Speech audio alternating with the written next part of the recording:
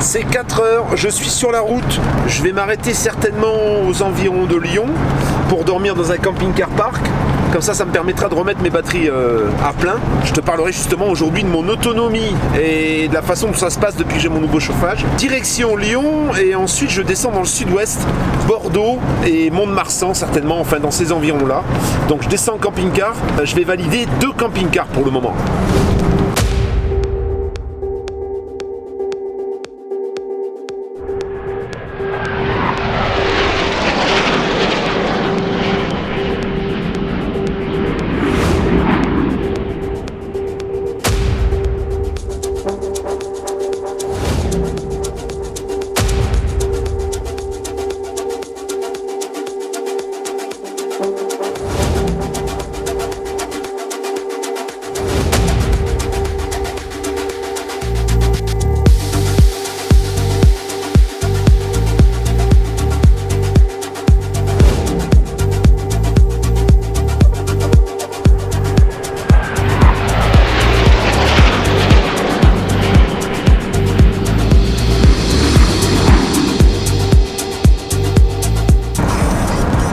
C'est tombé, hein. C'est bien tombé ici. Hein.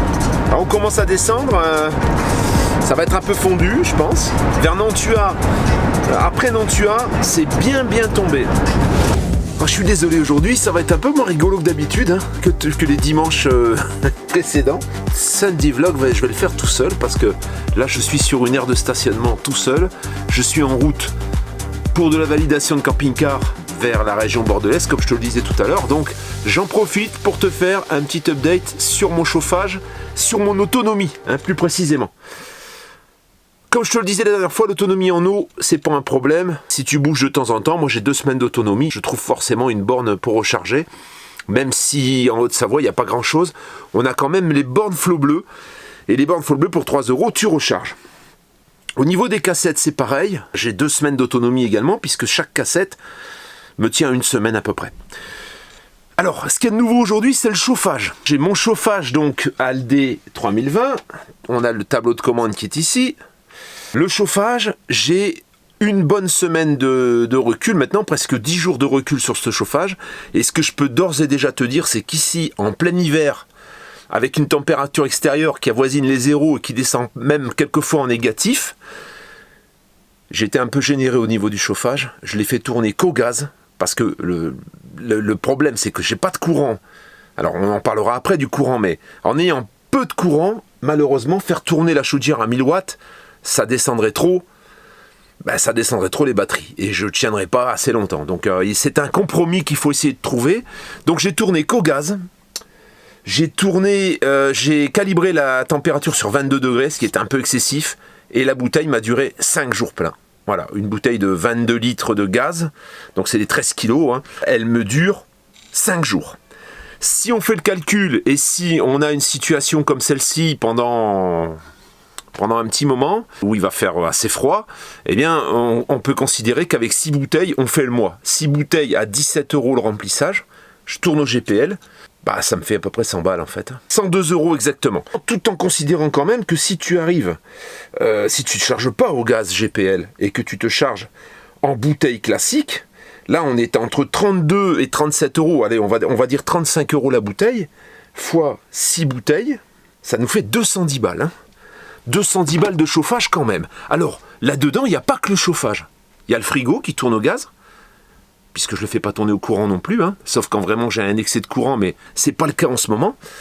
Tu as le frigo, puis tu as les plaques chauffantes aussi. Quand tu fais à manger, forcément, tu utilises aussi le gaz. Donc là, du coup, on arrive à une consommation de gaz où tu es obligé de faire les bouteilles quasiment tous les 5 jours. Ça devient... Alors, moi, je fais le plein au GPL, donc ça va relativement bien. Je sais où je peux le faire, mais c'est pas évident partout. Hein. Donc, je dirais que si je devais faire une comparaison au niveau des 2 chauffages, il est clair que là, la chaleur est plus douce, c'est plus régulier, mais par contre, c'est plus pénalisant. Je ne sais pas exactement combien je consommais de gasoil avec mon Ebers pas cher. Je pense qu'il devait consommer un petit peu aussi. Mais c'était moins contraignant en fait, hein. Tu fais le plein d'essence, le plein de carburant, le plein de gasoil, et bon, moi j'ai un réservoir de 120 litres. En un mois complet, je pense pas consommer les 60 litres, hein, la moitié du réservoir. Ça doit être à peu près 60 litres. Sur un mois de consommation, 60 litres, ouais, on va dire que au gaz, on consomme un petit peu plus. C'est pareil au niveau de la chaleur. Quand tu coupes complètement ta chaudière et que la chaudière elle descend en température ou elle s'arrête complètement, où tu t'en sers plus, et que tu remets en route, pour faire la chauffe et pour réatteindre les 22 degrés, c'est beaucoup plus long qu'avec les Berspacher. Les Berspacher, le chauffage au gasoil, les tuyaux étaient beaucoup plus chauds en fait. C'était beaucoup plus brûlant. On est sur une température qui est quand même un peu plus longue à rattraper. On arrive assez rapidement au 18-19. Pour atteindre les 22, c'est beaucoup plus compliqué. Alors là, je suis arrêté, je suis branché au courant, donc je l'ai mise sur 2000 watts, et elle va compléter un petit peu au gaz si toutefois elle n'arrive pas à chauffer assez vite avec ses 2000 watts.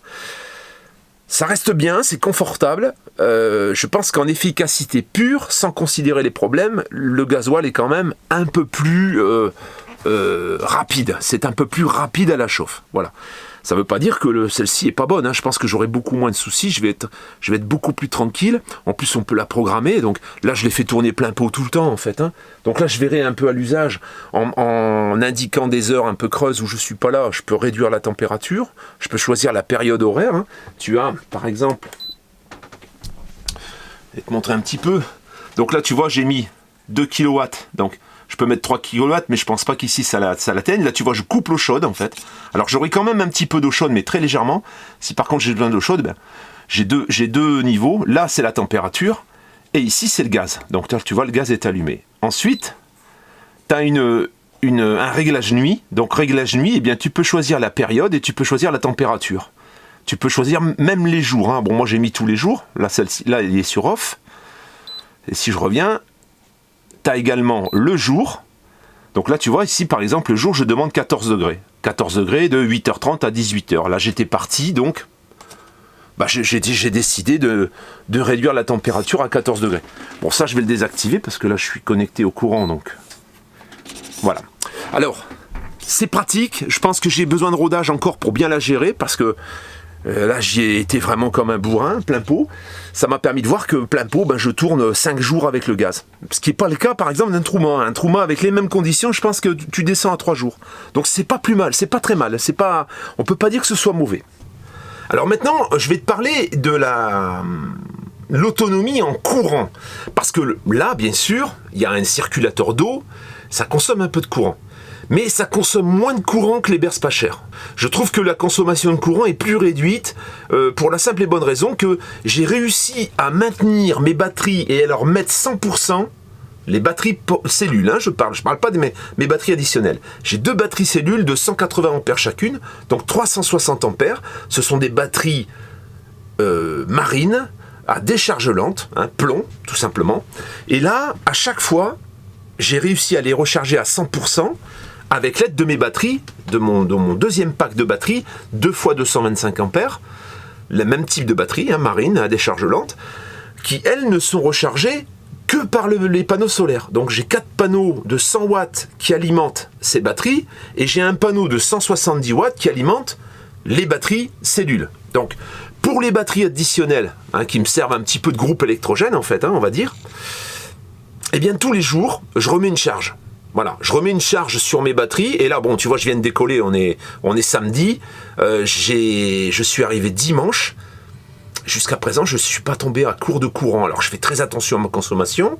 En ce moment, c'est couvre-feu, donc le soir, je suis rentré chez moi à 8h, je regarde la télé ou je travaille sur l'ordinateur, et j'ai réussi à tenir une semaine complète en tous les jours en étant à 100% à un moment de la journée, en fait, hein. Alors, je suis à 100% par exemple l'après-midi. Mon chauffage tourne toute la nuit. C'est vrai que la nuit, ça se rafraîchit, c'est un peu plus froid. Le lendemain matin, je suis à 88%. Ça veut dire que j'ai perdu 12%. Donc ces 12% sont assez faciles à rattraper. Et ça, je les rattrape. Je branche mon camping-car sur le convertisseur 3500 watts et ça me charge les batteries, tout simplement. Alors c'est vrai qu'en ayant un chargeur DC-DC, ce serait peut-être un peu plus efficace. Peut-être que je le ferai. peut-être que je vais tenter cette expérience. Pour le moment, ça fonctionne. Je pense que j'aurais pu tenir raisonnablement jusqu'à lundi. En fait, une semaine, une dizaine de jours, entre 8 et 10 jours complets, sans tomber à court de batterie.